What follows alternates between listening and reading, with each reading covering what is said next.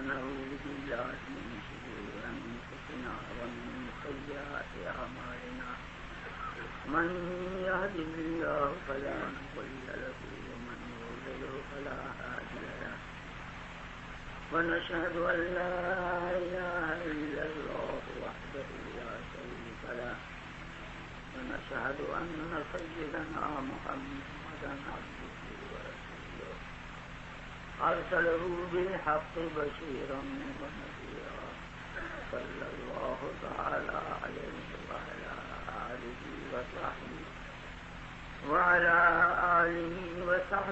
وبارك وسلم.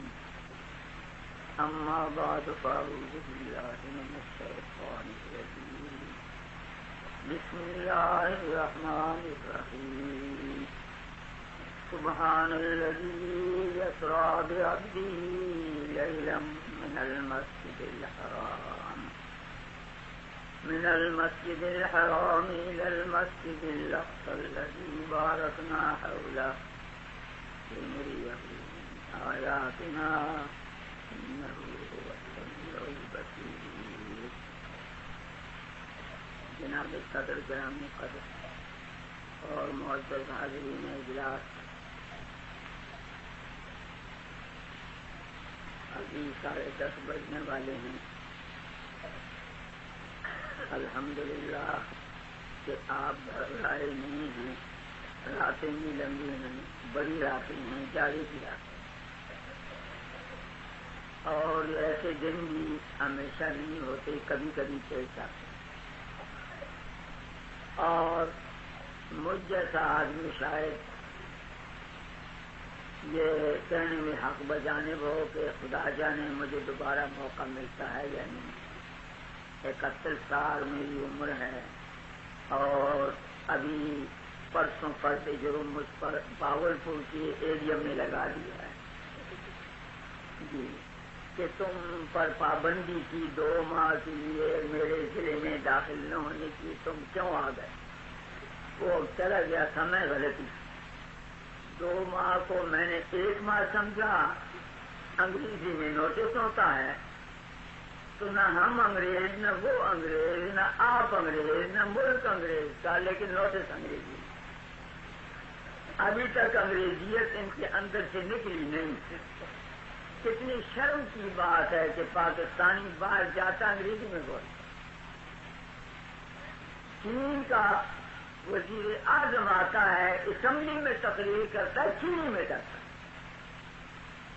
ہر قوم کا آدمی باہر جاتا ہے، اپنی زبان میں تقریر کرتا ہے. ہمارے اندر غلامانہ ذہنیت اتنی سختی سے شرائط کیے ہوئے ہے کہ باہر جاتے ہیں تو انگریزی میں اپنی ترجمانی کرتے ہیں. دنیا کو معلوم نہیں کہ ہماری زبان کیا. بہرحال غلطی سے نوٹس کی خلاف ورزی ہوئی. آپ کو میں ذرا تماشا بتاؤں. نومبر سن 66 سے کیس مجھ پر چلا ہے، اور اکتوبر ختم ہو جائے گا. 2 نومبر تاریخ ہے. 12 مہینے ہو گئے. 12 مہینے ہو گئے، اور سارا قصہ اتنا ہے. نوٹس ڈسٹرکٹ مجسٹریٹ نے دیا، میں نے وصول کیا، اس کی خلاف ورزی ہوئی. غلطی سے ہوئی، غلط فہمی سے یا جان بوجھ کر. سارا کیس یہ میرا اقرار ہے کہ میں نے اس کے خلاف کیا، لیکن غلط فہمی سے کی. اتنی سی بات ہے، مہینہ سال گزر گئے. اب فیصلہ ان قریب ہو جائے. دوسرا ایک موضوع دیا ہے اعتبار کا، اس نے نوٹس دیا ہے، ابھی تعمیر نہیں ہوئی. اطلاعیات بھی اس نے دعویٰ کیا کہ تمہارے مضمون سے میری بڑی بےعزتی ہوئی. میں وہ موضوع دیا، جدھر جاتا ہوں لوگ کہتے ہیں وہ امریکہ کا کتا جا رہا ہے، وہ امریکی ایجنٹ جا رہا ہے. میری بڑی توہین ہوئی ہے، لہذا یا تم معافی مانگو یا پھر تیار ہو جاؤ. میں تو تیار بیٹھا ہوں. اس نے استغاثہ کر دیا ہے، ابھی مقدمہ شروع نہیں ہوا. خدا کرے شروع ہو جائے، بڑے بڑے لوگ کھینچے جائیں گے عدالت میں. مودودی صاحب کو بھی تشریف لانا پڑے گا انشاءاللہ، اور مریم جمیلہ کو بھی بلاؤں گا انشاءاللہ، امین حسن اسلائی کو بھی بلاؤں گا، بڑے بڑے جداری لوگوں کو بلاؤں گا، سارے راز تستبام ہو جائیں گے انشاءاللہ۔ یہودیوں موجودیوں کا رشتہ بھی میرے پاس آئے، ساری باتیں۔ حبیب اللہ خان کو بھی بلاؤں گا جو پرانا وزیر داخلہ تھا، جو کہتا تھا ان کو 2200 روپئے مل رہے، سب کو بلاؤں، مزہ آ جائے گا انشاءاللہ۔ میرے محترم دوستو، بات یہ ہوئی کہ جب میں اتنی عمر کا آدمی دوڑتا بھاگتا ہوں، کبھی بہاولپور، کبھی پشاور، کبھی وہ بیچارہ بھی ڈر جاتا، اسی مہینے کے لیے مجھے پابند کر دیا تھا میرے ضلع پشاور میں نہ آنا، اب وہ ختم ہو گئی۔ ادھر سے لگاتے ہم ادھر چلے جاتے ہیں، ادھر سے واپس آتے ہیں، وہ ختم ہوتی ہے، پھر وہاں جاؤ۔ ایک مذاق لگا ہوا، کھیل لگا ہوا۔ میرے محترم دوستو، آپ کو بھی یہ محسوس نہ کرنا چاہیے، کوئی وقت نہیں ہے، 12 بجے تک معمولی بات ہے۔ ہم تو جاگتے ہیں، سفر بھی کرتے ہیں، بولتے بھی ہیں، وقت پر کھانا بھی نہیں، وقت پر نیند بھی نہیں، اللہ نے توفیق دی ہے، وہ اسی میں ہمارا آتما تھا۔ اور ہماری نیت دین پر رکھے کہ نیت ہماری خدا کی، یہ اس کے ہاتھ میں ہے، وہ مقلب القلوب۔ حضرت مولانا عبداللطیف صاحب مدثر کی بڑی پیاری تقریر ہو رہی تھی، لیکن تقریر اکھڑی ہوئی۔ وہ جان رہے تھے کہ ایک اور کو بھی تقریر کرنی، جلدی جلدی جلدی جلدی فرما رہے تھے، مجھے بڑی کوفت ہو گئی۔ اطمینان کے ساتھ سننے کے قابل تھا ان کا مضمون، عصمت انبیاء کا مضمون، معمولی مضمون تو نہیں۔ ہمارا ایمان کا دار و مدار ہے، جس شخص کے دل میں کسی نبی کی ذرا سی توہین آئی اسی وقت کافر ہو، کوئی معمولی بات تو نہیں۔ انبیاء کو بھی تختہ مشق بنایا ہوا ہے آج، خدا انگریز پر ہزاروں لعنتیں کرے، یہ ساری شرارت وہ بنا دے، ساری شرارت وہ بنا دے۔ مجال کیا مسلمانوں کے ملک میں کبھی ایسا ہو جاتا، کھلم کھلا ایسا لکھا جاتا، ایسا کہا جاتا۔ عصمت انبیاء کا بڑا قیمتی مضمون حضرت مولانا نے اختصار کے ساتھ جلدی جلدی چند امثال نظائر پیش فرمائے، بڑا قیمتی مضمون تھا۔ میری طبیعت تھی کہ یہ مفصل ہو جاتا، لیکن اتنے تنگ وقت میں وہ نہیں کر سکتے۔ خیر، جتنا بھی ہوا بڑا اچھا ہوا، اور کچھ نئے معلومات جیسے ہمارے مقابلے میں لوگوں کی عورتیں بھی میدان میں آ گئی، عورتیں بھی کہہ رہی ہے کہ یہ عربوں کی شکست، یہ فرعون کی شکست۔ کتنی بہادر عورت ہے جی، بڑی بہادر عورت، بڑی بہادر عورت ہے۔ یہ تو مریم جمیلہ کی بھی بہادر نہیں تھی۔ جی ہاں، تم اپنی عورت کو خود اخبار میں لاتے ہو، ہم اس پر تنقید کریں گے۔ عربوں کی شکست، فرعون کی شکست، یہ تمہاری موجودگی کی شکست۔ یہ یہود کسی نے اس واقعے کے بعد ایک موجودیہ مسلمان کو کہتا تمہارے ناصر کا کیا ہوا، اسے آگے سے کہا تمہارے یہودیوں کا کیا ہوا۔ ہم تو سمجھتے ہیں کہ جو عربوں کی شکست پر خوش ہوتا ہے اس میں ایمان کی رسی ہے، تم سمجھتے نہیں۔ میں مثال بتاتا ہوں، ابھی میں نے شروع نہیں کیا اور میں اس موضوع پر نہیں کچھ کہوں گا، لیکن میں چلتے چلتے بتا دیتا ہوں آپ کو، مسئلہ سن لیجئے۔ قرآن سے بتاتا ہوں، حضور سرور کائنات صلی اللہ علیہ وسلم ابھی مکہ معظمہ میں ہیں اور ہجرت نہیں فرمائی۔ ایران اور روم کی لڑائی چھڑ گئی، ایرانی تھے آتش پرست، رومی تھے عیسائی اہل کتاب، ایرانی مشرک اور اہل کتاب رومی۔ مسلمان خوش ہو رہے ہیں کہ رومیوں کو فتح ہو، مشرک خوش ہو رہے ہیں مکہ کے کہ ایرانیوں کو فتح ہو، ہیں دونوں کافر۔ کیوں بھائی، رومی بھی کافر تھے، ایرانی بھی کافر تھے یا نہیں؟ دونوں کافر۔ اور مسلمان بیٹھے ہوئے صحابہ کرام مکہ معظمہ میں، اور قریش کہتے ہیں کہ فتح ہو ایران کو، صحابہ کہتے ہیں فتح ہو روم کو، ہیں ایران بھی. کیوں بھائی؟ دو کافروں میں سے جو ذرا ہلکا کافر ہے اس کی فتح پر بھی صحابہ خوش ہو رہے ہیں، اور یہ اربوں کی شکست کو پھر ان کی شکست کراتے ہیں. یہ اربوں کی فتح پر خوش نہیں ہو رہے. بگلے بجاتے تھے جب ان پر قیامت گزری، یہ بگلے بجاتے تھے. بدی تفاوت راز کجا تاب کجا، یہ قامت دین ہو رہا، یہ قرآن کو قائم کیا جا رہا. آپ میری بات سمجھے جو نے بتلائی روم اور ایران کی، یا قرآن کی آیت پڑھتا. اعوذ باللہ من الشیطان الرجیم. الف لام میم. غلبت الروم فی ادنی الارض وهم من بعد غلبهم سيغلبون في بضع سنين. قریب زمانے میں، قریب ملک میں، قریب زمین میں روم والے مغلوب ہو گئے، شکست کھا گئے. لیکن یہ مغلوب ہونے کے بعد چند سالوں کے اندر اندر پھر غالب آ جائیں گے. یہ اللہ نے تسلی دی صحابہ کو، کیونکہ شکست ہو گئی روم کو، ایران کو فتح ہوئی، مشرک خوش ہو گئے، صحابہ غمگین تھے. صحابہ رنجیدہ ہوئے کہ اہل کتاب کو شکست ہو گئی. دیکھو بھائی، صحابہ کو غم ہوا کہ اہل کتاب کافروں کو شکست ہو گئی، اور مجھے خوش ہوئے کہ ایران کو فتح ہو گئی، وہ خوش ہو گئے. یہ بھی اب آپ موجودوں کا اندازہ لگائے نا، اس کی بیگم صاحبہ کا اندازہ لگائے. اس حضرت کی بیگم صاحبہ سلمہا بِأَلْقَابِهَا، شکر ہے کہ ابھی آئیں گے میدان میں، دو چار دفعہ اور آئے تو آپ اور کرتوتیں بھی سامنے آ جائیں گی. لاؤ تم بیگم کو، ہم بھی چھانیں گے تمہاری بیگم. تم ہو کون؟ اس لیے تم نے بیگمات رکھی ہے کہ جب اربوں کو شکست ہو تو ان کو میدان میں لاؤ، اور پھر ہم سے کہو تم گالیاں دیتے ہو، تمہاری بیوی کیوں یہ کہتی، اور تم اس کو کیوں اخبار میں چاہتے، پھر ہم اس کو چھوڑیں گے.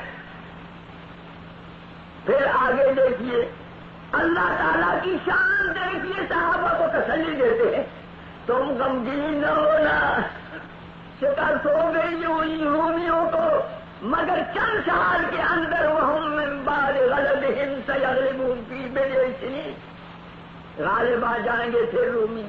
یومئذ یفرح المؤمنون، مسلمان اس دن پھر خوش ہوں. بھائی تسلی دی کہ نہیں؟ قرآن ہے قرآن، حالانکہ رومی بھی کافر، ایرانی بھی کافر.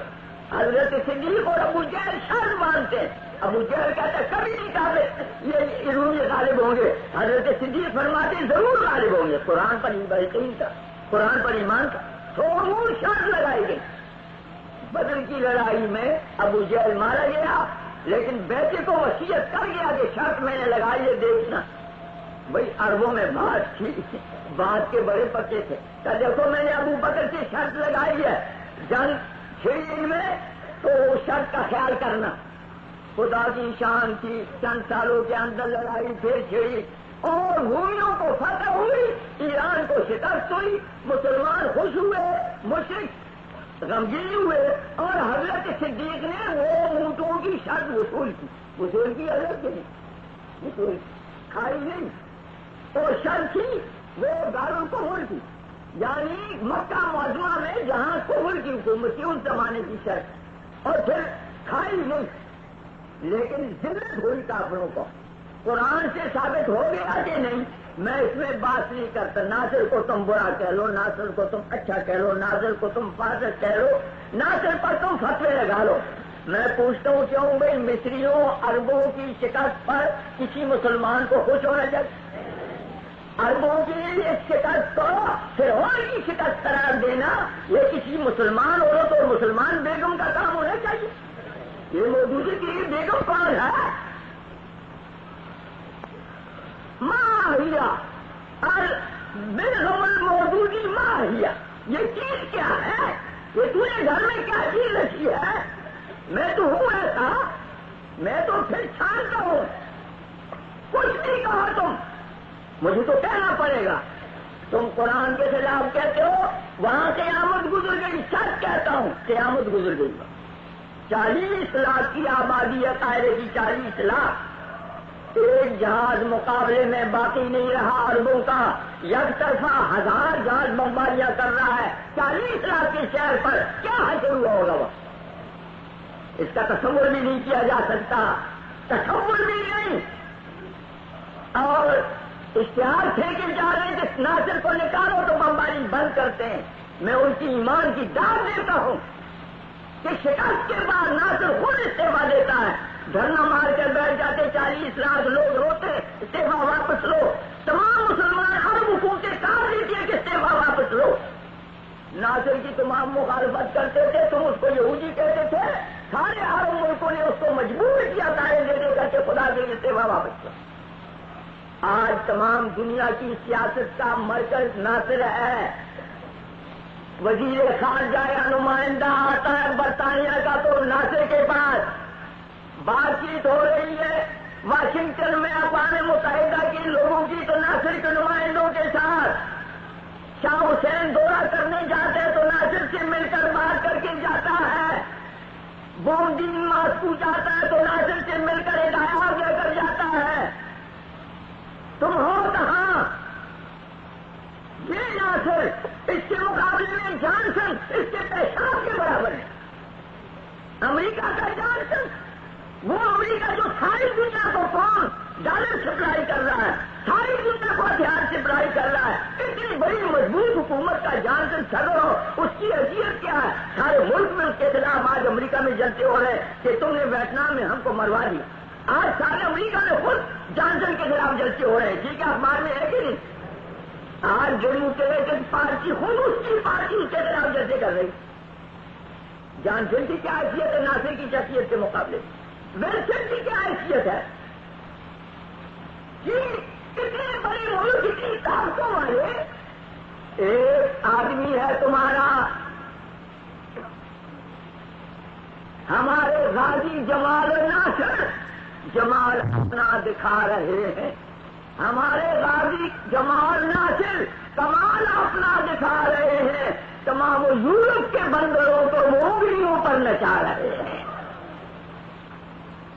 کاش ایسے فرعون نہ ہوتے دنیا میں، ناصر تو ہیرو ہے اس وقت، اس کے مقابلے کا لیڈر نہیں دنیا کے پاس۔ آپ نے سنا یہ اقتباس لندن والے کیا کہتے ہیں کہ عنقریب ناصر سے محروم ہونا پڑے گا، اس کے پس منظر تھا گیا۔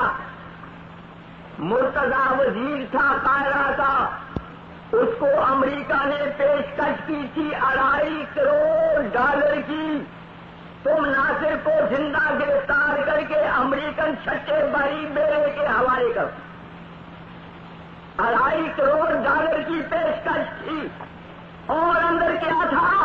فوجی کمانڈر ملا رکھے تھے سی آئی اے نے، سی آئی اے امریکہ کا سی آئی ڈی محکمہ کس طریقے سے کام کرتا، ایک ہاتھ کرتا دوسرے کو پتہ نہیں لگتا، افسروں کو فوجیوں کو ملا رکھا تھا۔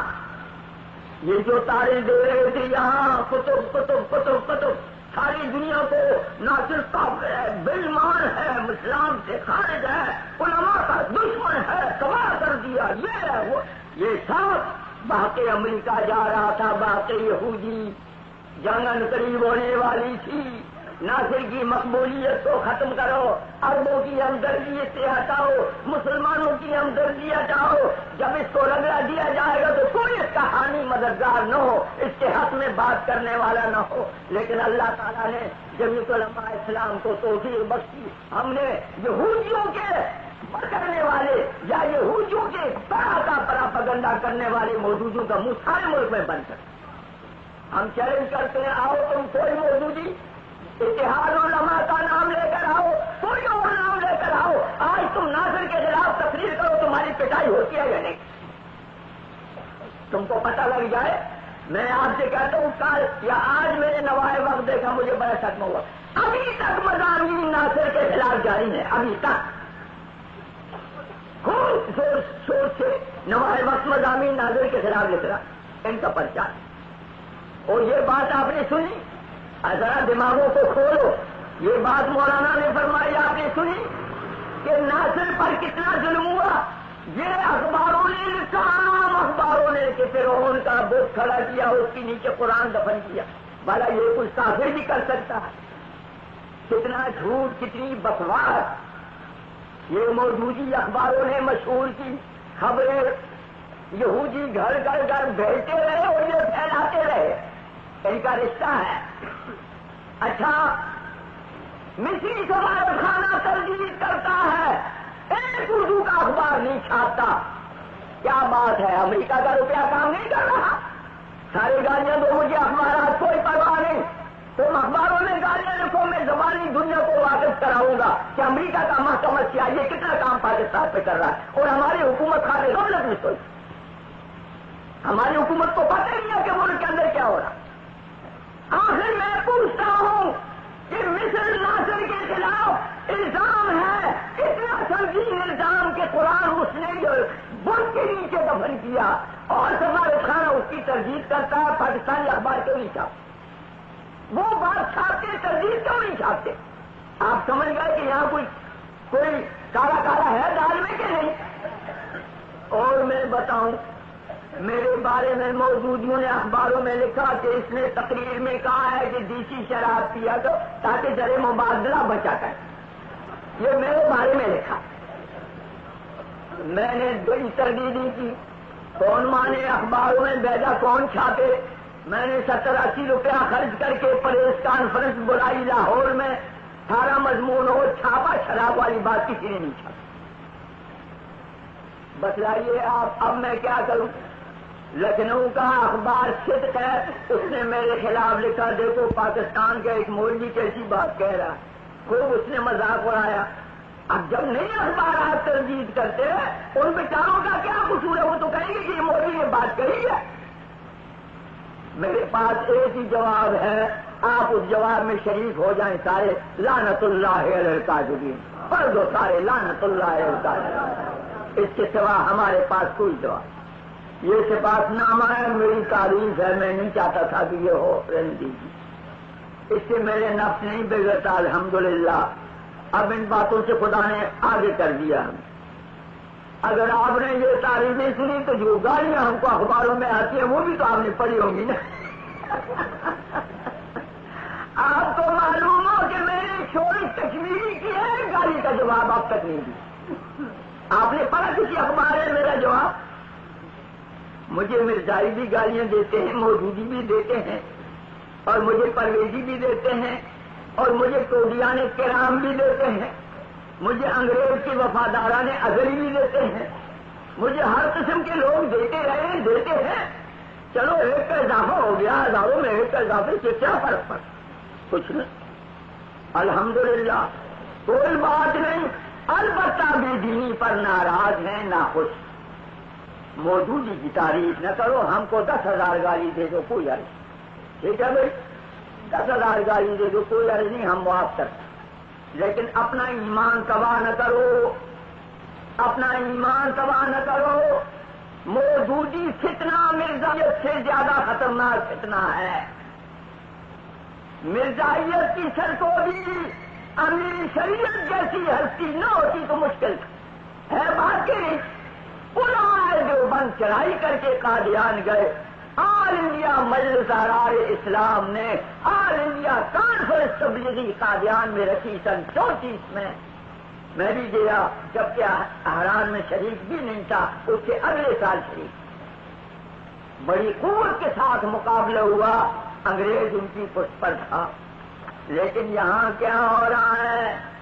یہاں تو دور دراز کے تعلقات قائم ہیں۔ یہاں تو صدیق نعیم صدیقی تعریف کر رہا ہے کہ امریکہ کا موقف صحیح ہے جو حملہ کر رہا ہے ویتنام پر۔ بھائی ویتنام کے سلسلے میں دنیا کی کوئی طاقت امریکہ کو اچھا کہتی ہے؟ کوئی شخص اچھا کہتا ہے؟ امریکہ والے بھی برا کہتے ہیں، ٹھیک ہے، ایک موجودی جماعت ٹھیک ہے، نعیم صدیقی کہتا ہے امریکہ کا موقف ٹھیک ہے۔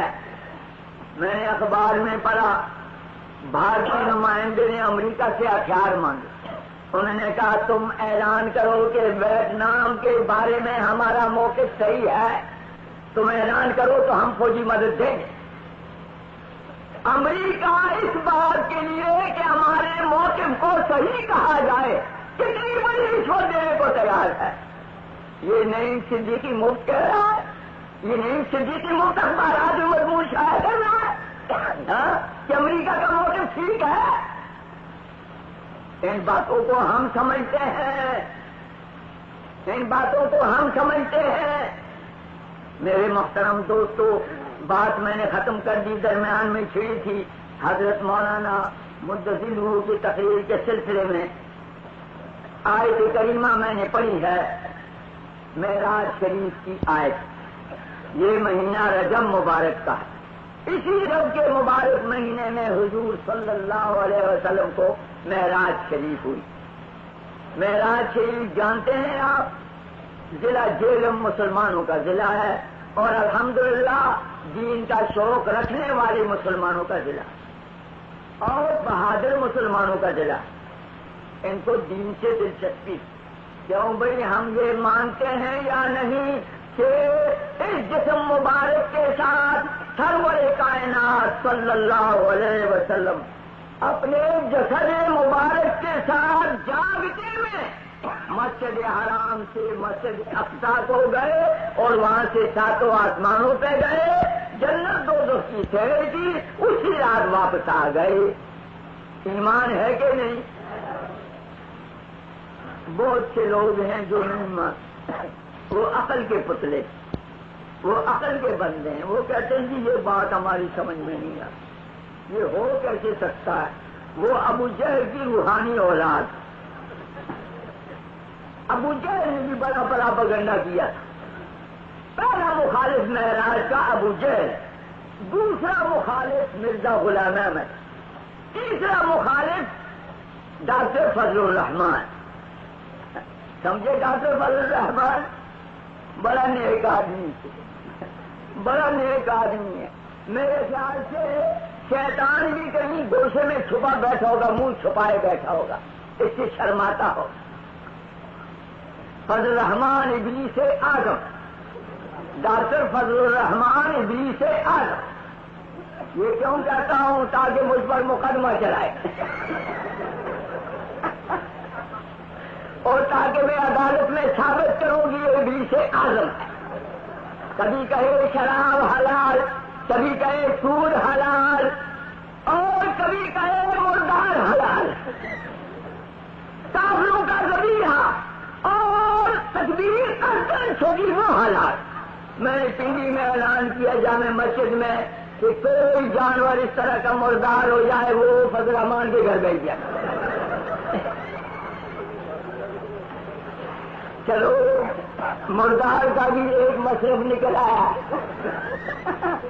لاہور کے ہوٹلوں میں ایک اہرائی دوست کا ہوٹل ہے، اس میں کبھی کبھی جا کر کھا لیتا ہوں مرغی شرغی، اور ان سے ڈرتا ہوں۔ باہر کی مردار مرغیاں آ کر بکتی ہے لاہور میں اور پکتی ہیں ہوٹلوں، سمجھے؟ لیکن ان کو آپ براہ راست وہ مرغیاں پنڈی پہنچانی چاہیے، فضل الرحمان کے گھر پہنچا دیجیے۔ اس کا مشرب نکل آیا، مردار خور فضل الرحمان ہزاروں روپیہ تنخواہ کھاتا ہے، ہماری تنخواہ کھاتا ہے، سرکاری تنخواہ کھاتا ہے۔ ایوب خان ان کی سرپرستی اس کی کر رہا ہے، اس کو پال رہا ہے، اس سانپ کو پال رہا ہے، بچھو کو پال رہا ہے، درندے کو پال رہا ہے، ابلیس اعظم کو پال رہا ہے۔ کیا کریں ہم؟ کہاں جائیں؟ کہاں جائیں؟ ان فضل الرحمانوں کا، مودودیوں کا، پرویزیوں کا، مرزائیوں کا علاج ہم ایک ہفتہ میں کریں، لیکن ہم ایوب خان کے ساتھ کیا کریں؟ مشکل یہ بھائی سمجھے کہ نہیں؟ ہمارے لیے مشکل یہ، ایوب خان کو تو بہرحال سمجھانا پڑے گا، یا سمجھانا پڑے گا یا ووٹوں میں گرانا پڑے گا۔ جو ہی باتیں ہیں، سمجھانے کی بھی طاقت ہماری ختم ہو گئی۔ میرے خیال سے 5 ملاقاتیں میں نے کی، 3 یا 4 ملٹری کے زمانے میں ایک جنگ بندی کے بعد ایک وقت کے ساتھ، اور الحمدللہ اپنا فرض سارا ادا کیا، بات ذکر کیا، سب فرض اپنا ادا کیا۔ آپ سے اب بات کہتا ہوں، کوئی حرج تو نہیں ہے نا 12 بج جائیں تو؟ نہیں 12 بجاؤں گا انشاءاللہ، بولوں گے 12 بجے گے۔ جب ہم ملے جناب محترم صدر ایوب خان صاحب کے جنگ بندی کے بعد، میں اور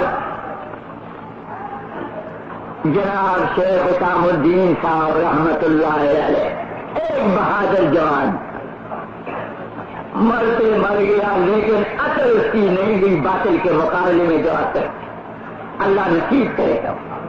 آپ سے بتاتا ہوں، خواہش یہ تھی کہ میں اندر جا کے مر جاؤں، نہیں تھا، مقدر نہیں تھا۔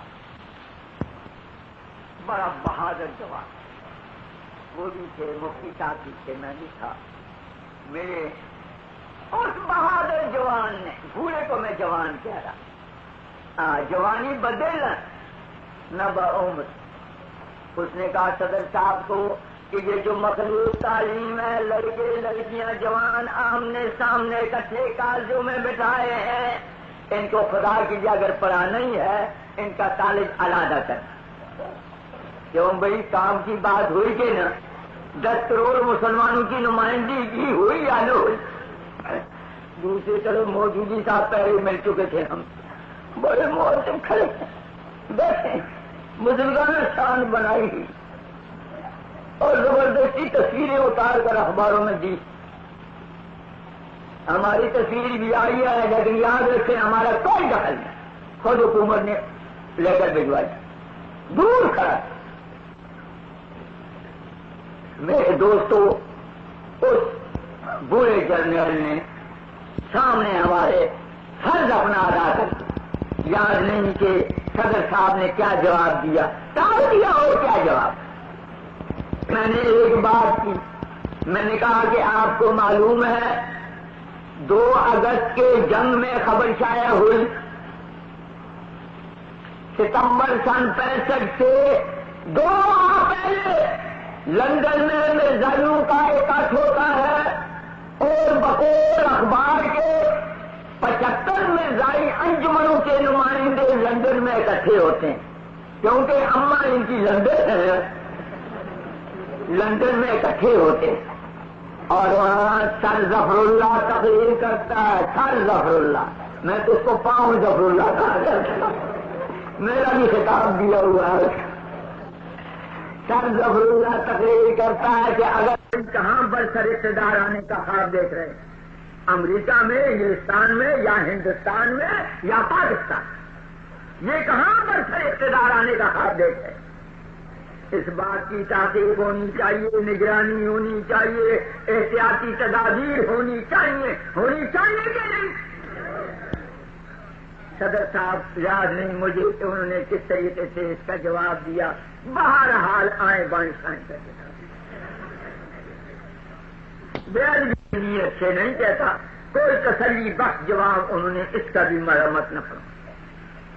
میرے محترم دوستو، ان دنوں میں مرزائی وہ کر رہے تھے اور مودودی صاحب صحابہ پر برس رہے، قوم کو یہ اس طرح الجھانا چاہتے تھے، وہ تدبیریں سوچ رہے تھے مرزائی، اور یہ کر رہے تھے، اور عیسائی کیا کر رہے تھے؟ عجیب واقعات ہیں۔ عیسائی کیا کر رہے تھے؟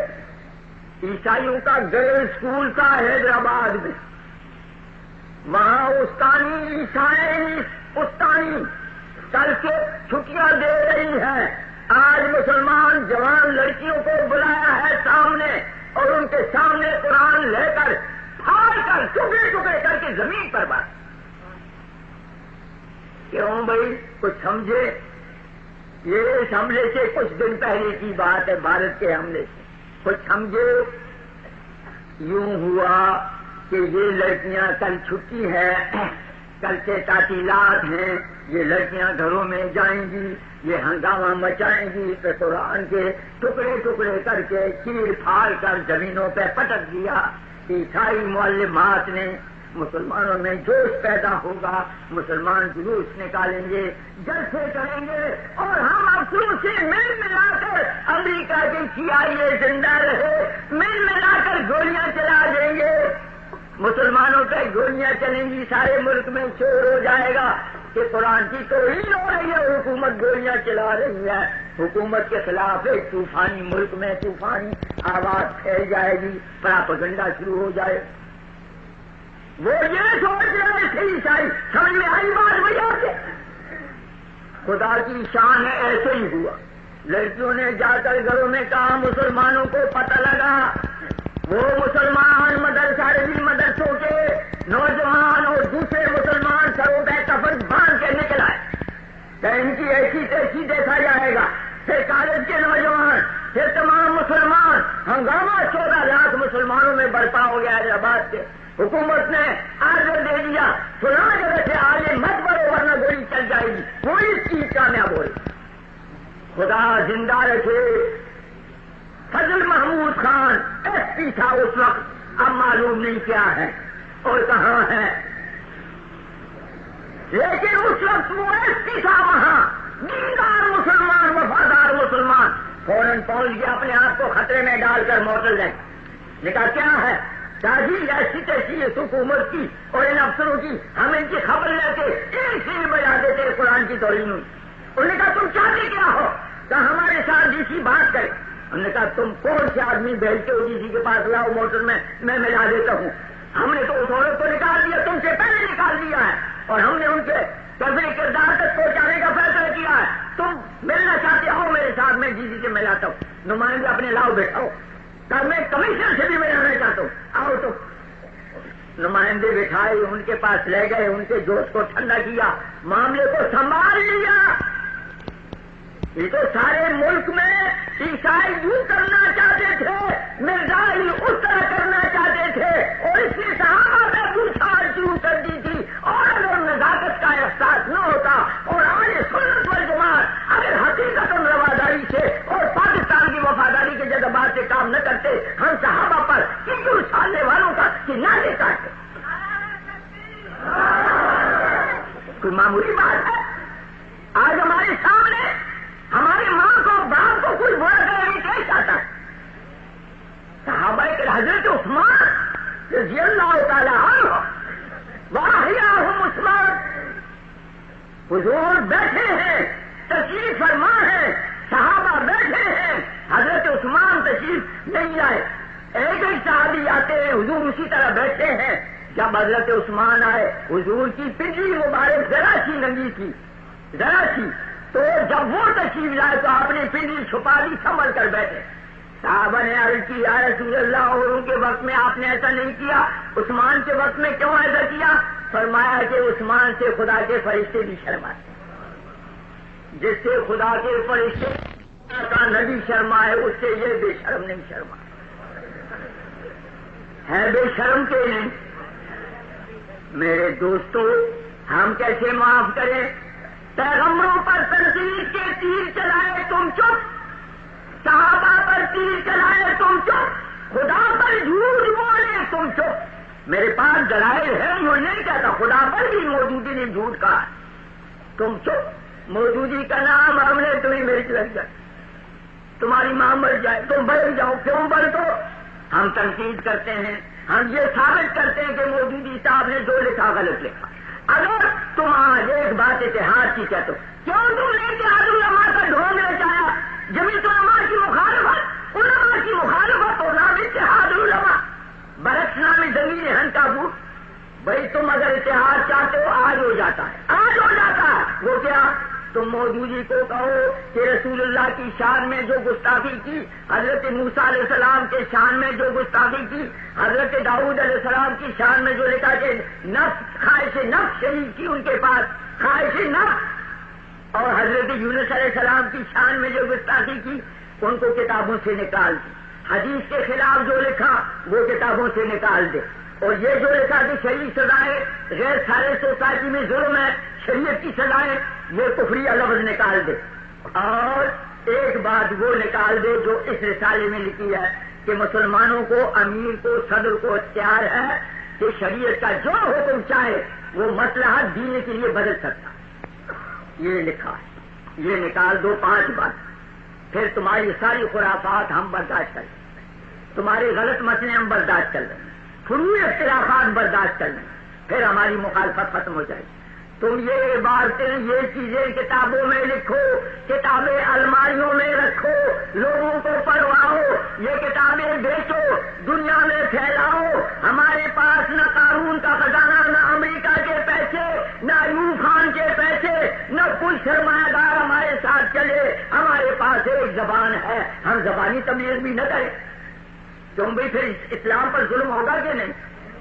الحمدللہ میں آپ کو مبارکباد پیش کرتا ہوں کہ کراچی سے لے کر پشاور تک، لاہور تک اور ڈھاکہ سے لے کر سلٹ تک تمام پاکستان میں ہم نے ان کو ننگا کر کے رکھ دیا بغیر سرمایہ۔ ان کے تنخواہ دار ملازم ہیں 200 روپیہ، 500 روپیہ، 1200 روپیہ۔ وہ جو دارالعلوم کا ملازم تھا اس کی تنخواہ 1200 تھی لاہور۔ تمام ضلعوں میں تنخواہ دار ملازم روپیہ کہاں سے آتا؟ یہ میرے خلاف چٹان کو خریدو، ہر ضلع میں مفت بیچو، رسالے چکر لکھو، مفت بیچو، مفت تقسیم کرو، ہر ضلع میں حساب لگاؤ، خریدو، مفت تقسیم کرو۔ یہ پیسہ کہاں سے آتا؟ ہمارے پاس پیسہ نہیں، لیکن ہم نے تمہارا ناکہ بند کر دیا کیونکہ حق کی طاقت ہمارے ساتھ۔ حق کے سامنے ایوب خان کو بھی جھکنا پڑے گا، حکومت کو بھی جھکنا پڑے گا، سیاسی پارٹیوں کو بھی جھکنا پڑے گا، اسلام کے سامنے ہر مسلمان کو جھکنا پڑے گا۔ جھکنا چاہیے کہ نہیں؟ میرے محترم دوستو، ایک حدیث سنا دیتا ہوں، کلکم راعٍ وکلکم مسئول عن رعیتہ۔ یہ وہ حدیث ہے جس کو میرے بھائی نے اعتبار میں پڑھ کر سنایا، تار پر وہ معطل ہوا، پروفیسر تھا، تار پر اس کو معطل ہو گیا۔ اس نے یہ کہا تھا کلکم راعٍ وکلکم مسئول عن رعیتہ، تم میں سے ہر ایک چرواہا ہے، راعی ہے، حاکم ہے، بادشاہ ہے، اور اس سے اس کی رعایا کے بارے میں پوچھا جائے گا۔ باپ گھر کا بادشاہ ہے، اولاد گھر والوں کے بارے میں پوچھا جائے گا۔ چودھری محلے کا رائی ہے، محلے والوں کے بارے میں پوچھا جائے گا۔ چیئرمین رائی ہے، اس حلقے کے بارے میں، کونسل کے بارے میں اس سے پوچھا جائے گا۔ تحصیلدار سے تحصیل کے بارے میں پوچھا جائے گا، اسی سے تحصیل کے بارے میں، ڈی سی سے سارے ضلع کے بارے میں پوچھا جائے گا، کمشنر سے ڈویژن کے بارے میں پوچھا جائے گا کہ یہاں ناچ رنگ کیوں ہوا، یہاں ڈانس کیوں ہوا، جوا کیوں ہوا، رشوتیں کیوں چلی، غریبوں پر ظلم کیوں ہوا، غریبوں کی رپورٹ کیوں نہیں درج ہوئی، اور یہ غریبوں کے لیے یہ غلہ کیوں مہنگا ہوا، نمازیں کیوں یہ لوگ نہیں پڑھتے تھے، اور رمضان کی بے حرمتی کیوں ہو رہی تھی، یہ جوا کیوں ہو رہا تھا، یہ بے پردگی کیوں ہو رہی تھی، یہ جشن کیوں منائے جا رہے تھے، یہ ڈانس کیوں ہو رہا تھا، اور تم اپنی مسلمان بہنوں کو کیوں نچا رہے تھے۔ یہ ساری ذمہ داری ڈویژن کے افسر پر ڈویژن کی ہوگی، گورنر صاحب پر سارے مغربی پاکستان کی ذمہ داری، اور صدر صاحب پر سارے پاکستان کی ذمہ داری۔ ٹھیک ہے کہ نہیں؟ حضور کا ارشاد ہے کلکم راعٍ وکلکم مسئول عن رعیتہ۔ اجلاس میں صوبائی اسمبلی کے میں نے ایک تجویز بلکہ بل پیش کیا کہ اس ملک میں زنا رضامندی والا بھی جرم ہو، جبری بھی جرم ہو، اور چکلے کے اندر بھی جرم ہو، باہر بھی جرم ہو، عورت کو بھی سزا دی جائے، مرد کو بھی سزا دی جائے، سزا بھی صحیح ہو۔ یہ میں نے بل پیش کیا، کیوں بھائی ٹھیک بل تھا۔ آپ کو معلوم ہونا چاہیے کہ زنا اس وقت منہ کالا کرنا رضامندی سے ہو تو جرم نہیں، آپ کو نہیں معلوم ہوگا۔ جیلوں کے مسلمان کہتے ہوں گے کہ الحمدللہ انگریز کے سارے قانون ختم ہو، انگریز کا قانون موجود ہے، زنا بالجبر جرم ہے، رضامندی سے آزاد مرد عورت جوان اپنا منہ کالا کریں کوئی جرم نہیں، کوئی جرم نہیں. پولیس سے پوچھو، وکیلوں سے پوچھو، آج تک یہ قانون موجود. اور جرم ہے دوسرا نکاح کر لینا چیئرمین کی اجازت کے بغیر.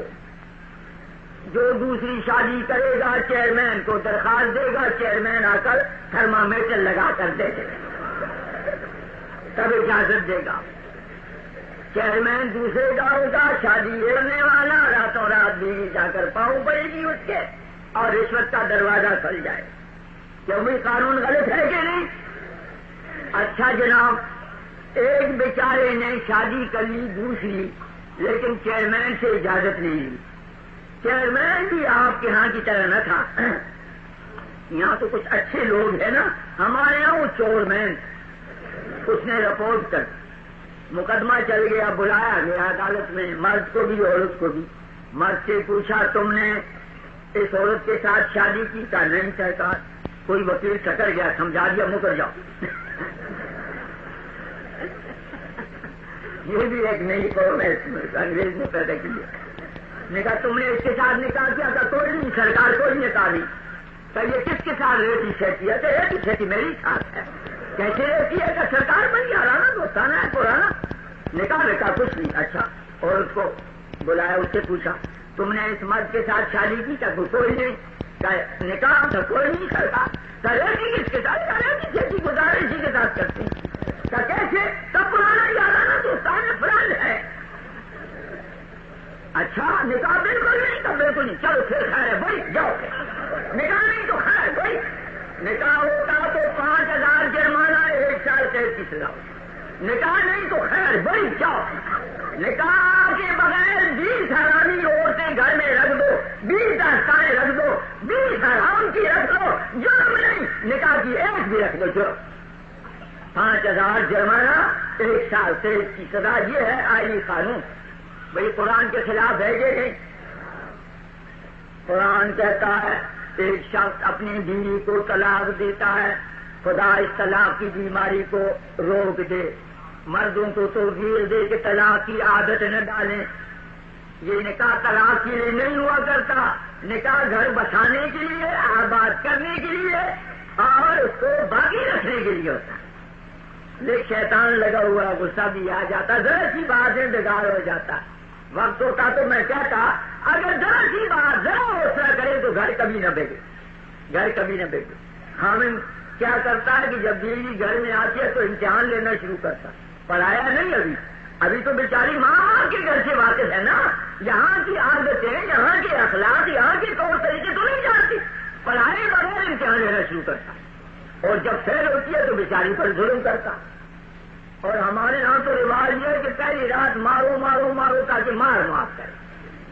آدھا معاف کرتی ہے، پھر بیچاری پٹتی ہے، سارا معاف کرتی ہے، تب جا کے جان چھوٹتی ہے. اب یہ رواج ختم ہوا. اب جا کر خدا کے فضل سے، پہلے یہ رواج تھا ہمارے یہاں کہ گربا پستر روزے اول، یہ مثال تھی ہمارے ہاں. اب جا کر خدا نے فضل کیا، اس قسم کے رواج ختم ہوئے ہیں. تو بہرحال امتحان پڑھانے سے پہلے امتحان لیتے. بھائی پڑھاؤ، اس کو سمجھاؤ، اپنی راہ پہ لگاؤ، دین پڑھاؤ، یہاں کے حالات سے واقف کراؤ. پھر نافرمانی کرے تو رنج کی بات ہے. نہیں ایسا کرتے ہیں. اسی طرح نماز نہ پڑھے تو کچھ نہیں کہتے، بددینی کرے تو کچھ نہیں کہتے. دال میں نمک ذرا بھی کم ہو تو پھر لڑ پڑتے. ایک اسی طرح مہمان ایک شخص کے آئے ہوئے تھے، دال پکائی کچھ اسی طرح کی کمزور تھی، نمک کم تھا. بس جا کر بیوی کو اتنی کہا نمک ذرا کم ہے، اس نے بھی ڈانڈی اٹھا کر سر پہ دے ماری ہے. وہ دال ساری بہ گئی اور ہنڈی گلے میں لٹک گئی. باہر آیا، کسی نے کہا کیا ہے یہ؟ کہا یہ سنت نبی لٹکی ہوئی ہے. وہ اصل میں شادی نہیں کرتا تھا، مولوی نے کہا سنت ہے کرو. تو اس نے کہا یہ سنت اب گلے میں پڑی ہوئی ہے، کیا دیا ہے؟ دو طرفہ دیکھیے، حضور نے ارشاد فرمایا خیرکم خیرکم لأہلہ. تم نے بہتر وہ شخص ہے جو گھر والوں کے حق میں بہتر. باہر تم میرا کیا بگاڑو گے؟ بڑے کا کیا بگاڑو گے؟ طاقتور کا کیا بگاڑو گے؟ جو تمہارے حق کے نیچے ہے، کمزور ہے، گھر والی ہے، معصوم ہے، تم اس سے اخلاق کا سلوک کرو، اس کے ساتھ نرمی برتو، تم اس کے حقوق پورے کرو. اور اس کا دل اپنے قابو میں کرو. یہ ہے سب سے بڑا ہونا. خیرکم خیرکم لأہلہ، اپنے اہل و عیال کے حق میں جو بہتر ہو وہ خدا کے یہاں بہتر. یہ بڑا مضمون ہے. یہ گھروں میں کیوں مصیبت پیدا ہوتی ذرا ذرا سی بات پر. اللہ تعالیٰ رحم فرمائے، دو طرفہ ایک دوسرے کے حقوق کی ادا کرنے کی توفیق عطا فرمائے.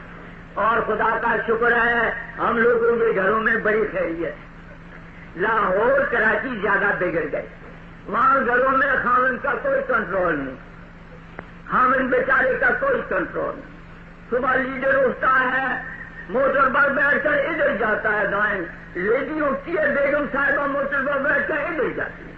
خاوند 4 بجے گھر کو واپس آتا ہے، بیگم صاحبہ 8 بجے آتی ہے رات. نسب کا کیا اعتبار رہا؟ اور ادھر حکومت نے اور مہربانی بھی فرمائی، خاندانی منصوبہ بندی. خاندان ایسا معلوم ہوتا ہے بڑا کوئی خاندان کا شریفانہ کام ہو رہا ہے. بڑے بڑے خاندان بن رہے ہیں، بڑے بڑے خاندان. یورپ میں یہ بات چلی تھی بدماشی کی خاطر. اپنا گناہ چھپانے کے لیے وہ آلات استعمال کرتے تھے. وہ لعنت آ گئی اس ملک میں، چلتی رہی تھوڑی بہت. موجودہ حکومت نے آ کر اس کو ہماری تہذیب میں داخل کیا کہ روکو، لڑکوں کو آنے سے، بچوں کو آنے سے روکو. درخت زیادہ ہوگا وہ بچے کم جماؤ. اعلان کر دیا درخت بہت پیدا کرو، بچے کم پیدا کرو. یہ زیادہ ہوئے تو بھوکی قوم مر جائے. تم کو رزاق ہو، ہمارے رزق دینے کے تم ذمہ دار ہو. چین میں 70 کروڑ آبادی ہے، چین میں خاندانی منصوبہ بندی نہیں. اور ساری دنیا چین سے ڈرتی ہے. اور چین ہی دنا کر کہتا ہے امریکہ کو تم بھی ایٹم بم چلاؤ، ہم بھی چلائیں گے. تم ہمارے آدھے لوگ مار ڈالو گے اور تمہارے سارے لوگ مر جائیں. پھر بھی حکومت دنیا میں ہم کو کرنی. امریکہ ہگتا ہے بیٹا. چین ہو رہا. چین کو اقوام متحدہ تک میں نہیں داخل کرنے دے. کیا اقوام متحدہ کفن چوروں کی جماعت، کفن چوروں کی جماعت، قوموں کی آزادی کی حفاظت کرنے والی، دنیا میں امن کی دعوے دار، امن قائم کرنے کی ذمہ دار بنی ہوئی. کتنے ہزاروں میل سے آ کر ویتنام پر بمباری کرتا بڑی گورنمنٹ بمباری کرتی ہے، کوئی پوچھنے والا نہیں ہے. آج تک 3 لاکھ چھوٹے معصوم بچے تقریباً قتل ہو گئے. بوڑھوں اور جوانوں اور عورتوں کی بات نہیں، معصوم چھوٹے بچے 3 لاکھ کے قریب مارے گئے. پرواہ نہیں. یہ ہے اقوام متحدہ، یہ ہے اقوام متحدہ کہ ہتھیار دیے سازش کی اور امداد کی ساتھ اور یہودیوں کو عربوں کے خلاف اکسایا، جارحانہ کارروائی کرائی. یہ ہے اقوام متحدہ. بھارتی جارحیت کے خلاف آج تک مذمت کا لفظ نہیں آیا. یہ ہے اقوام متحدہ کا فنچوروں کی جماعت. میرے محترم دوستو، بات کہتا تھا میں، اقوام متحدہ کی رپورٹ ہے کہ یورپ اور امریکہ میں 60% آدمی حرامی پیدا ہوتی ہیں. 60% لوگ وہاں کے حرامی ہیں. یہ اقوام متحدہ کی رپورٹ ہے. اور یہ کون حرامی ہے؟ یہ قواریوں کی اولاد گنی ہے انہوں نے. حامدوں والوں کو تو کوئی بھی نہیں کہتا نا یہ حرامی ہوا. حالانکہ میں آپ سے پوچھتا ہوں، جو رات دن عورتوں کے تبادلے کرائے، تیری میرے ساتھ ناچے، میری تیرے ساتھ ناچے، سارے دن تمہارے ساتھ سیر سپاٹا کرے اور خلوت جلوت میں ملتی رہے، نسب کا کوئی اعتبار رہ سکتا ہے؟ یورپ میں یہ 60-70% تو یوں ہی انہوں نے قواریوں کا کہہ دیا. حلالی ملنا بڑا مشکل ہے یورپ امریکہ میں، بڑا مشکل ہے. حرامیوں کے بڑے لازم ہیں. ایک شخص نے لکھا تھا لندن کے بارے میں کہ لندن میں 99% سارے حرامی ہیں، ایک ملکہ حلالی ہے. میں نے کہا ملکہ سے ڈر کر اس نے کہا. یہ لندن کے بارے میں ایک انگلینڈ والے نے لکھا، ملکہ کو مستثنا کیا. میں نے کہا یہ ڈر کے مارے مستثنا کیا. بہرحال ہم بھی کچھ نہیں کہتے بیچاری ملکہ کو. ملکات کو کیا کہیں، ملکے بیچاریاں کیا ہیں. آج کل حکومت ملکوں کی ہے، عورتوں کی حکومت ہے. جو عورتیں کہتی ہیں وہ ہو جاتا ہے. یہ آئلی قوانین ہیں. بڑا شور مچایا علماء نے، مسلمانوں نے. حکومت نے کہا کہ تم جلدی کیوں کرتے ہو، اسمبلی میں پیش کرو، منسوخ کرا دو. ہم نے کہا آپ نے جلدی کیوں کر دی؟ اسمبلی کا انتظار کرتے آپ نے کیوں آرڈیننس جاری کر دیا؟ کہا کہ مجھے عورتوں نے مجبور کیا. میں نے کہا مجھے تو کوئی عورت نہیں مجبور کر سکتی. صدر کو کیسے مجبور کر دیا عورتوں نے؟ قرآن کے خلاف قانون نافذ کر دی. تو قرآن پاک کا حکم ہے جب کوئی خاوند اپنی بیوی کو طلاق دے، 3 طلاق دے دے، تیسری طلاق دے دے، فلا تحل له من بعد حتى تنكح زوجا غيره. اب 3 طلاق کے بعد تیسری طلاق دے دینے کے بعد اب یہ پہلے خاوند کے لیے حلال نہیں. فلا تحل حلال نہیں جب تک کہ عدت نہ گزر جائے، دوسرا خاوند نہ کر بیٹھے، وہ خاوند طلاق نہ دے دے، پھر اس طلاق کی عدت نہ گزر جائے پہلے خاوند سے نکاح نہیں کر سکتی. یہ مسئلہ حدیث کا بھی نہیں، فقہ کا بھی نہیں، قرآن پاک کا مسئلہ ہے. لیکن حکومت نے اعلان کیا، عالی قانون میں درج کیا کہ چیئرمین صاحب صلح کرا دے تو بس حلال ہو گئی. چیئرمین صاحب صلح کرا دیں تو بس گھر آباد کر لیں، پھر طلاق نہیں واقع ہوئی. کیوں بھائی چیئرمین صاحب خدا کے حرام کو حلال کر سکتا ہے؟ آج چیئرمین کہے میں خدا کے حرام کو حلال کر سکتا ہوں، ہم اس کا منہ پھیر دیں گے. ہے بات کہ نہیں؟ ہے ایمان کا تقاضا کہ نہیں؟ ہم نے حکومت کو کہا تھا، کب کہا تھا؟ جب ماشاء اللہ کی تلوار ہمارے سروں پہ لٹک رہی.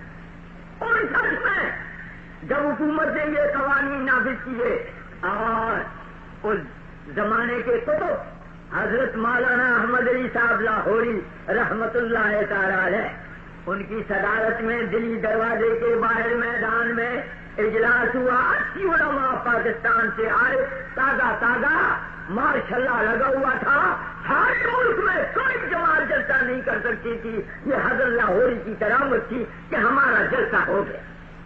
جلسے میں مخالف موافق سارے آئے کہ ماشاء اللہ میں جلسہ ہو رہا ہے، دیکھو کیا بنتا ہے.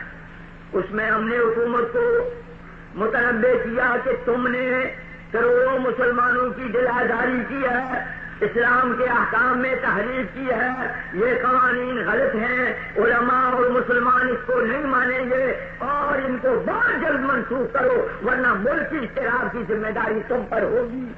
یہ ہم نے اعلان کیا. حضرت لاہوری نے فرمایا رحمت اللہ علیہ کہ اگر حکومت علماء پر ہاتھ ڈالے گی تو ڈال کر دیکھ لے خدا کیا کرتا ہے. سبحان اللہ، اللہ اکبر. حکومت سوچتی رہی کیا کیا جائے، کیا کیا جائے، کیا ہو گیا یہ. آخر مجھے اور حضرت رحمت اللہ علیہ کو نوٹس دیا کہ تم 6 مہینے تک لاہور سے باہر نہیں جا سکتے، میٹنگ اٹینڈ نہیں کر سکتے، تقریر نہیں کر سکتے اور جلسوں میں شریک نہیں ہو سکتے. حضرت لاہوری رحمت اللہ علیہ تو تقریریں فرماتے رہے، میں کمزور کا دبکے رہ گیا، لاہور سے باہر نہیں جا سکتا. حضرت ایک ولی اللہ کی زبان مبارک کے لفظ سے خالی کیسے جاتے. اور اگر اس وقت حکومت ہار ڈال دی تھی، میں نے کہا اگر اس کو داروگیر کے مشق کرنی ہے تو اسٹیج پر 80 علماء بیٹھے پہلی قسط کے طور سے گرفتار کرے. ہم قرآن کے لیے مسجد کو ہے بات کے نہیں. اس قرآن کے قانون کی حفاظت ہمارا فرض ہے. اس کا یہ مطلب نہیں کہ ہم ایوب خان کے دشمن یا پاکستان کے دشمن یا ملک کے دشمن. ملک پر بات آئے گی ہم اپنے سینہ سے پر ہوں گے. جیسا کل تمام ملک میں علماء نے جہاد پر تقریری کی چندے کی ہے لاکھوں، اور خود ہم نے لاہور میں پورے 18 دن لے کر کام کیا. پھر ہم کریں گے، لیکن قرآن کے خلاف قانون بناؤ گے ہم اس قانون کو ٹھکرا دیں گے. ہم تمہارا غلط قانون کبھی نہیں مانیں گے. اور تم اگر قرآن کا مخالف قانون منسوخ نہ کرو گے ہمارا بس چلے گا، تم کو ووٹ نہیں دیں گے. ٹھیک ہے بات کے نہیں. دیکھو خفا خوش ہونے کی بات نہیں ہے. آپ نے تار کی جلسوں میں اعلانات کیے تھے کہ سفید کاغذ لاؤ میں دستخط کر کے دیتا ہوں، آئین کو مسلمان کروں گا، قانون کو مسلمان کروں گا. ہم آپ سے وعدہ وفا چاہتے ہیں، ایفائے وعدہ چاہتے ہیں. ہم کچھ نہیں کہتے، وعدہ پورا. ٹھیک ہے بات کے نہیں. بھائی جمعیت علماء اسلام یہ نہ کرے تو پھر جمعیت علماء کا وجود کس لیے ہے؟ ہم تو اسلام کے نام سے روٹی کھاتے، اسلام کے نام سے لوگ ہم کو سلام کرتے، ڈپٹی کمشنر کو سلام ڈر کے مارے کرتے، ہم کو سلام دین کی خاطر۔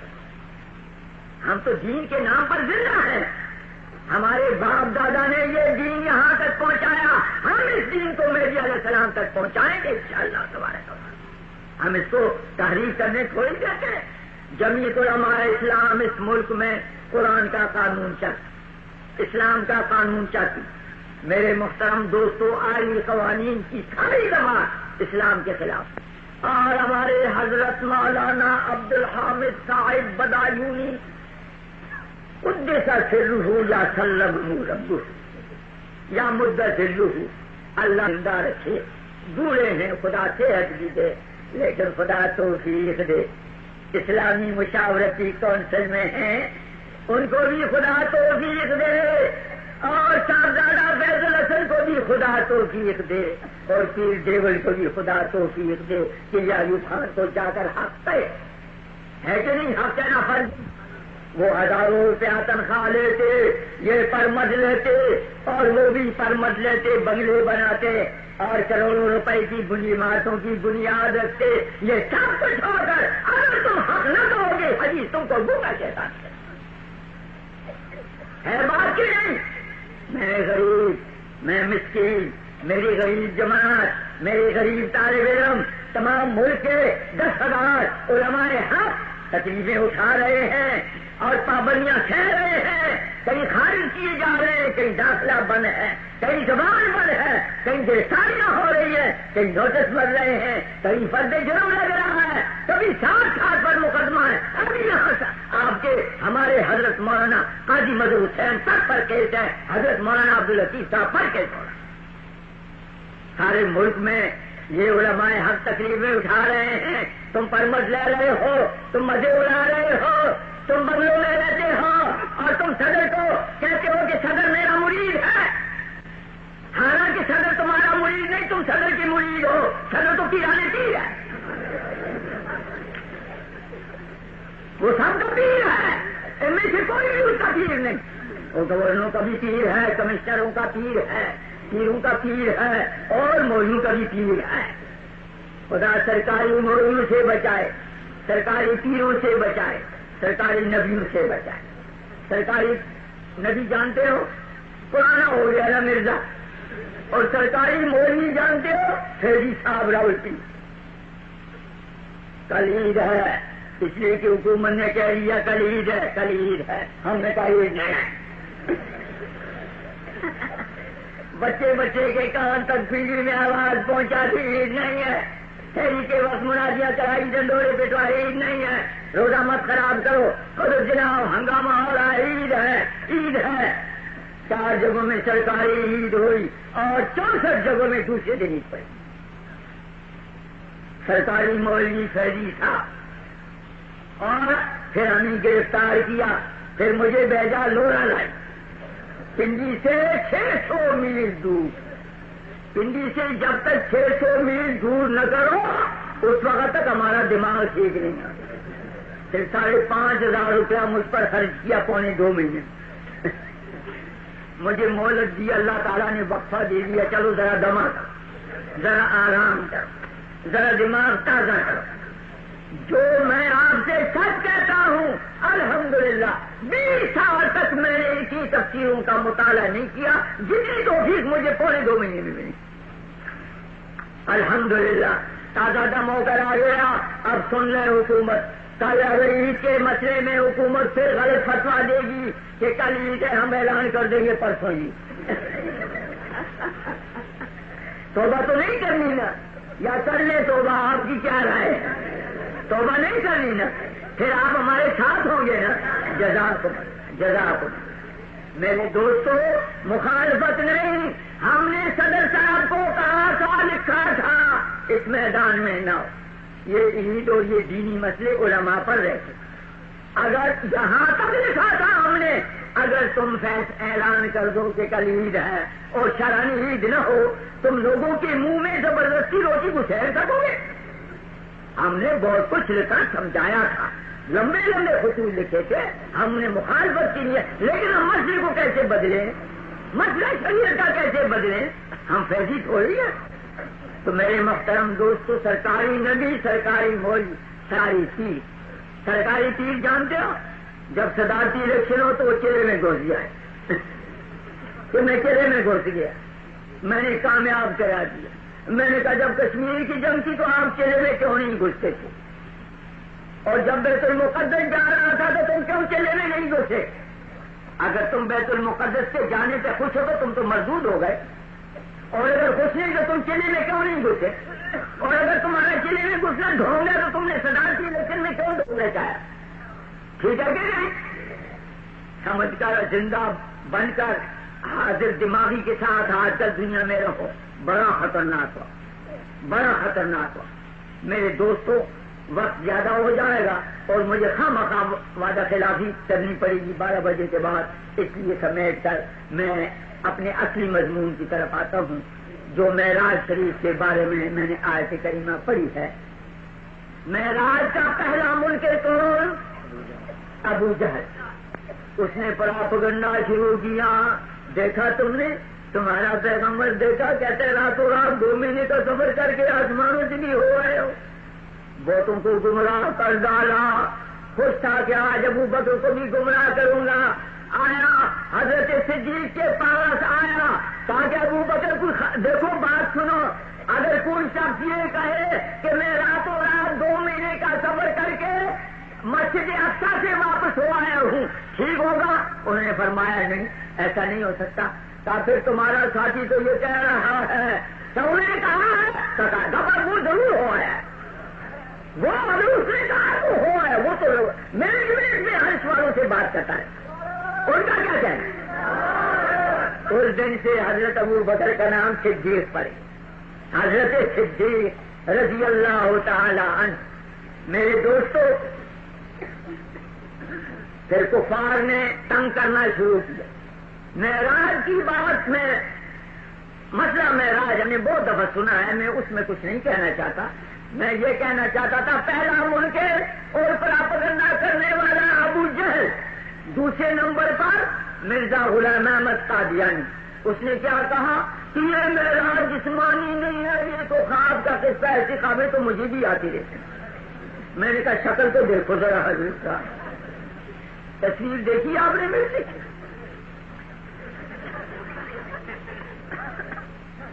دیکھی حقیقت الوحی میں سب تصویر؟ میں نے کہا شکل دیکھو، یہ معراج کی اس کو خوابیں ہیں.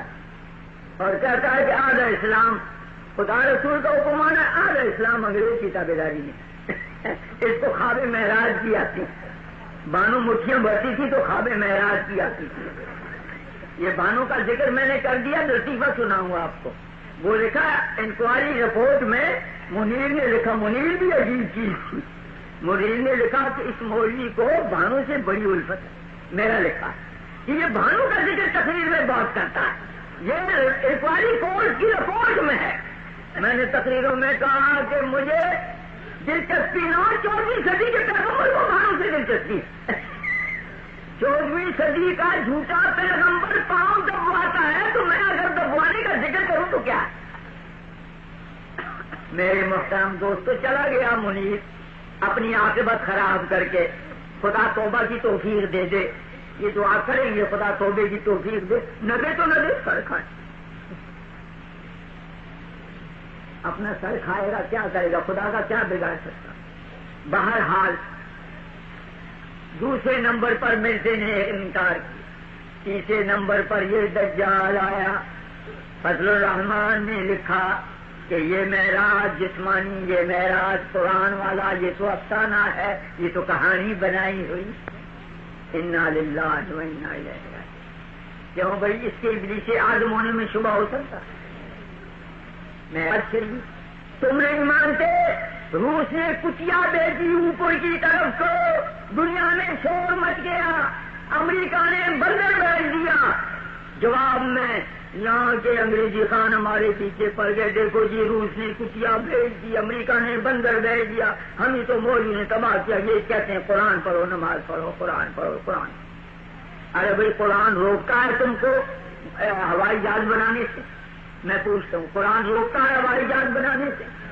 نماز تم کو روکتی ہے تم بم بنانے سے، روزہ تم کو روکتا ہے راکٹ بھیجنے سے، یا دینداری تم کو، حیاداری تم کو روکتی ہے ٹینٹ بنانے سے، فوجی تیاری سے تم کو دین روکتا ہے یا حکم دیتا ہے؟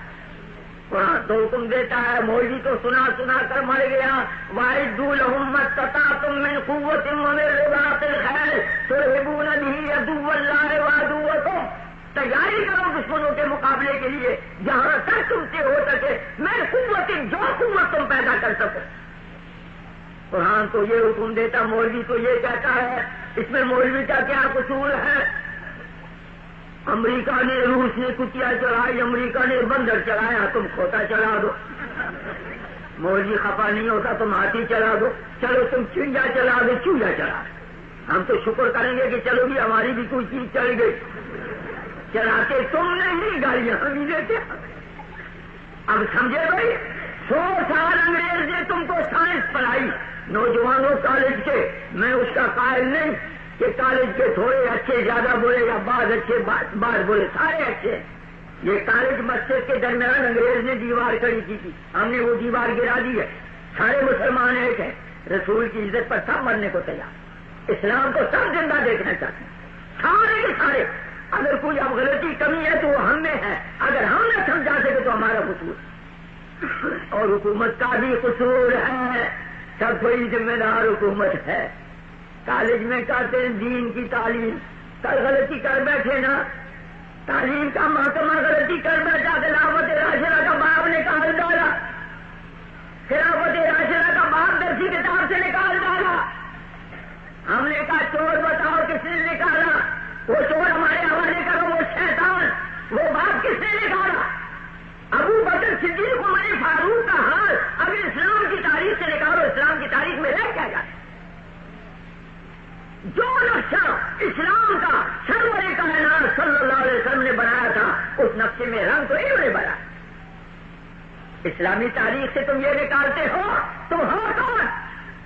تم مٹھی پر شیعوں کو خوش کرنے کے لیے ایسا شیطانی قدم اٹھاؤ گے، ہم تمہارا دماغ پہ کر، تم کو پتا ہونا چاہیے، ہم ہر قربانی کے لیے تیار ہیں۔ میں نے سنا غالباً صحیح ہوگا کہ صدر صاحب نے ماسکو سے ٹیلی فون کیا، یہ کیا قصہ ہے، یہ کیا ہو رہا ہے ملک میں، یہ کیا کر رہا ہے تم؟ بہرحال میں جس طرح تجویز میں ہے، میں بھی جمعیت علماء اسلام کے کارکنوں کو، خاص کر ڈیر اسماعیل خان کے کارکنوں کو مبارکباد۔ سب سے پہلے انہوں نے ہم کو اطلاع دی کہ یہ باپ نصابی تعلیم سے نکال دیا گیا ہے، انہوں نے ہم کو مراسلہ گورنمنٹ کے مراسلے کی نقل دی، ہم نے اس کو شائع کیا، اعلان کیا، اس کے خلاف احتجاج کیا۔ پھر تنظیم اہل سنت نے سنی کانفرنس بلائی، جس کے بلانے میں ہم سب کا مشورہ شریک تھا۔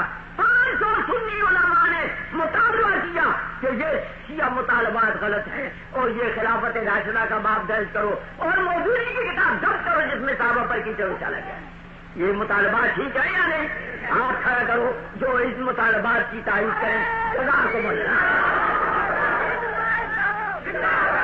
آج محمد علی خان نے، وزیر تعلیم نے اسمبلی میں اعلان کیا کہ جس نے بھی ایسا کیا اس نے غلط کیا، یہ غلطی ہوئی ہے اور ہم اس کو تاریخ کا لازمی جز قرار دیں گے۔ خلافت راشدہ اگر تاریخ اسلام میں نہ ہو تو وہ تاریخ مکمل ہی نہیں ہے۔ ہم محمد علی خان کے اس اعتراف غلطی کا شکریہ ادا کریں، ہم اچھی بات پر اچھا کہیں گے۔ محمد علی خان نے جرأت کر کے غلطی مان لی کہ یہ غلط ہوا، لیکن غلطی ماننا بھی تو معمولی بات نہیں ہے۔ چور ہم کو نہیں بتایا کہ یہ چوری کی کس نے تھی، یہ کون سا کر گیا تھا نصاب تعلیم۔ ایسے ایسے چوہے گھسے ہوئے ہیں حکومت کے اندر، اندر کترتے رہتے۔